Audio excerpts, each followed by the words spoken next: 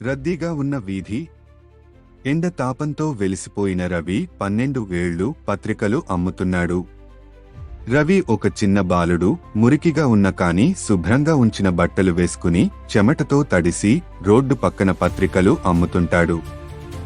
అతని కళ్లలో ఆకలితో కూడిన ఆశ ఉంటుంది. చిన్న వయసులోనే రవి జీవిత పోరాటం ప్రారంభించాడు. మరే పిల్లలు స్కూల్కి వెళ్తుంటే ఇతను ఉదయాన్నే లేచి పత్రికలు అమ్ముతూ కుటుంబాన్ని పోషిస్తున్నాడు. రవి తనలో తాను తన మోకాలిపై చెయ్యి వేసుకుంటూ, నా జీవితాన్ని మార్చుకోవాలంటే నేనే మారాలి, చదివి పెద్ద మనిషిని అవ్వాలి. కస్టమర్, ఓ బాబు, ఒక పేపర్ ఇవ్వు.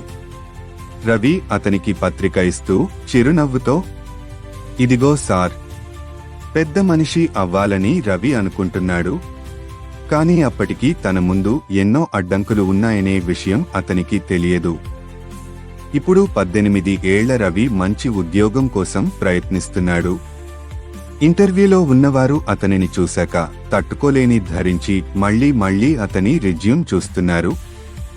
రవి ఎంతో కష్టపడి చదివాడు, కాని ఉద్యోగం దొరకడం లేదు. ఇంటర్వ్యూల్లో ఒకటొక్కటిగా తిరస్కరించబడుతున్నాడు. ఇంటర్వ్యూయర్ తన ఫైల్ మూసేస్తూ, మాఫ్ చేయండి రవి, మీకు అనుభవం లేదు, మేము ఇంకొకరిని ఎంపిక చేసుకుంటాం. రవి తనలో తాను నిరాశగా బయటకు వస్తూ, నా కష్టాన్ని ఎవరూ గుర్తించరా? నిజంగా ఇది నా జీవితమేనా? బయటకు వచ్చిన రవి తన చేతిలో ఉన్న రిజెక్షన్ లేఖను చూసి కుర్చీలో కూలిపోతాడు. తల పైకెత్తి చూస్తాడు. భవిష్యత్తు గురించి ఆలోచిస్తున్నాడు. విజయం లభించదు, అది సాధించుకోవాలి అని రవి అనుకుంటున్నాడు. ఒక లైబ్రరీ. రవి రాత్రంతా పుస్తకాలు చదువుతున్నాడు. చీకటి గదిలో ఒక చిన్న లాంప్ వెలుగులో రవి పుస్తకాల మధ్య కూర్చుని చదువుతున్నాడు. అతని కళ్లలో నిద్రలేదు, కాని అతను చదువుతూనే ఉన్నాడు. ఎంత కష్టమైనా విజయం కోసం అతను పోరాడాలని నిర్ణయించుకున్నాడు. ఇకనుంచి వెనక్కి తగ్గే ప్రసక్తే లేదు. రవి తనలో తాను పుస్తకం మూసి లోతుగా శ్వాస తీసుకుంటూ, ఈసారి ఎంత కష్టమైనా నేను వెనక్కి తగ్గను. తన ముందున్న ఎగ్జామ్ అడ్మిట్ కార్డ్ని బలంగా పట్టుకున్నాడు. మళ్లీ చదువుకోవడం మొదలుపెట్టాడు. రవి తన భవిష్యత్తు కోసం, మరో అవకాశం కోసం ఎదురుచూస్తున్నాడు.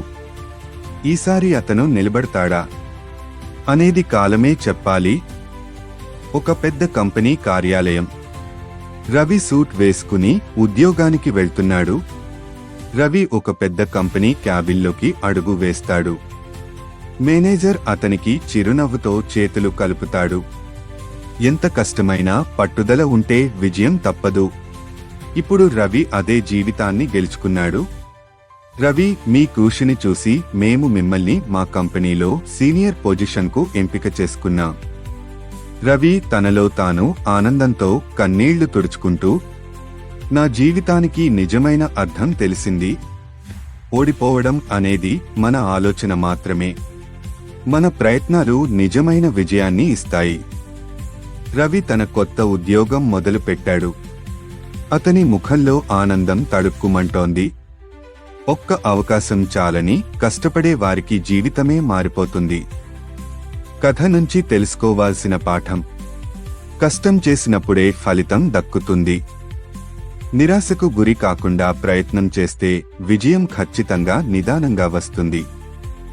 ఓపిక, పట్టుదల మరియు ఆత్మవిశ్వాసం ఉంటే ఏదైనా సాధించవచ్చు. మీకు ఈ కథ నచ్చితే మీ అభిప్రాయాన్ని కామెంట్ చేయండి. లైక్, షేర్ చేయండి. మరిన్ని గొప్ప కథల కోసం సబ్స్క్రైబ్ చేయండి.